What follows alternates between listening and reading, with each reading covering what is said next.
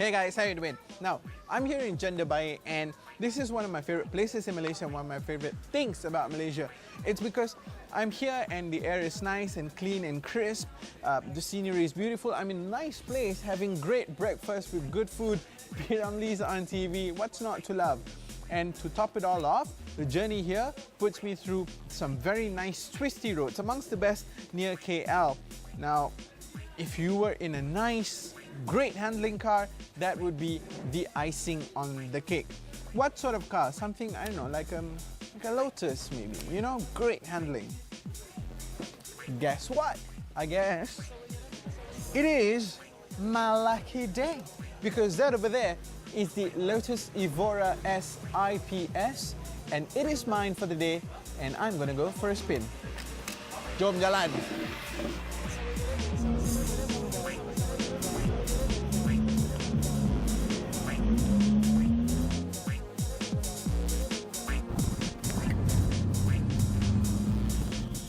Right here, twisty roads of Janda Baik, here I come. Okay, first things first, let's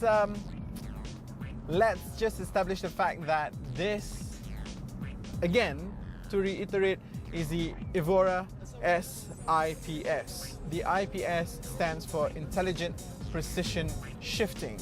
This is the automatic version, or rather the semi-automatic version of the transmission. You actually have the option of going for the manual or the IPS, and what we have here today is the IPS. This means you can either let the car do the thinking for you or you could shift the cogs yourself. Now what you get over here is the classic definition of a sports car, in particular a British sports car. This is a compact-ish car. The dimensions aren't very big at all. The engine is mid-mounted. It's about a foot behind my head, and the balance of the car is wonderful. The engine puts out about 350 PS and about 400 Newton meters of torque, giving this proper poke and real sports car kind of performance.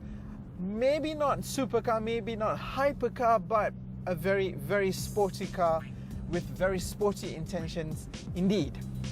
Now, the engine is a 3.5 litre supercharged lump, and no, it is not entirely alien to you and I, because it is the very same engine you would find in certain variants of the Toyota Camry. Maybe not the 3.5 litres, because you don't get that sort of Camrys over here, but it is sourced from Toyota, and the other application for it is the humble Camry.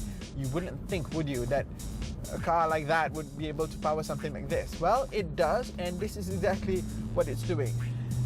But the engine and the poke and the torque is not what a Lotus is all about. A Lotus is all about the ride and handling. Now, if you notice why, you would notice that whenever Lotus talks about the ride and the handling, it always comes together, ride and handling. It's not just handling, because then it would make it far too extreme, far too hardcore for a lot of people. And it's not just about the ride, because then you'd probably be getting yourself a Toyota Camry for the ride, the comfort. But this car is about achieving that perfect balance between a great riding car and superb handling.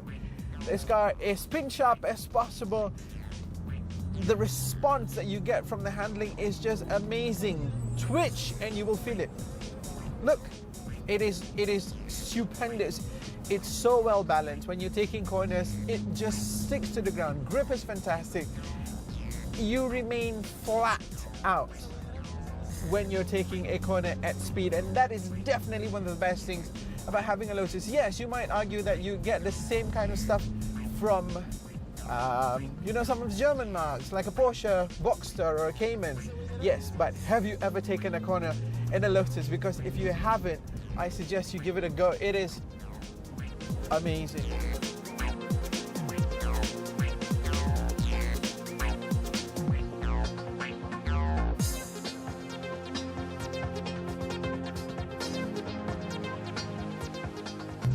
Look at that, man. It just feels awesome. And I haven't even hit the happy button yet, aka Sport. Now that I found some quieter twisty roads, let's do this. Immediately throttle response is quickened. You can hear the sound of the swooshes coming from behind your ear, and that is really, really, really what a Lotus is all about. This is possibly one of my favorite cars that I have ever driven right here on India.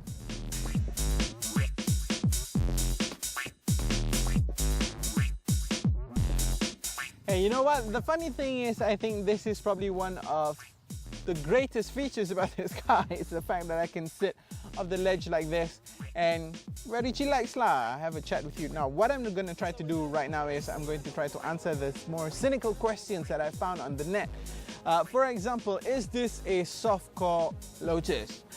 From the way I drove and from what I got from driving this car earlier and also before this, I can safely tell you, no, it isn't a soft-core Lotus because it still has a great ride and handling that a Lotus is supposed to have, but it has the added power, the added grunt, and the added torque that really puts this car on a different playing field altogether as compared to the Elise and the Exige.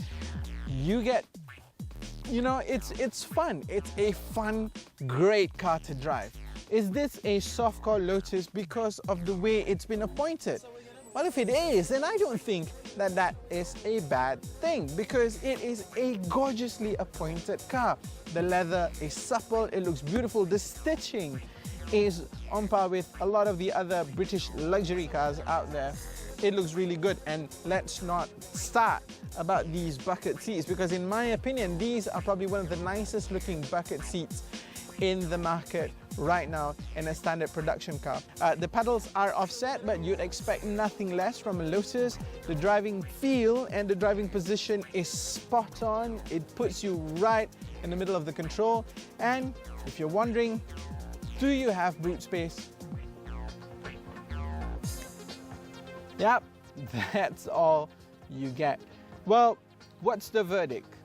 I'm gonna go for another spin and I will tell you in a few jiffies. But before that, forgot to mention, hey, larger aperture, marginally easier to get in, and I'm talking by Lotus's standard. There's an art to this.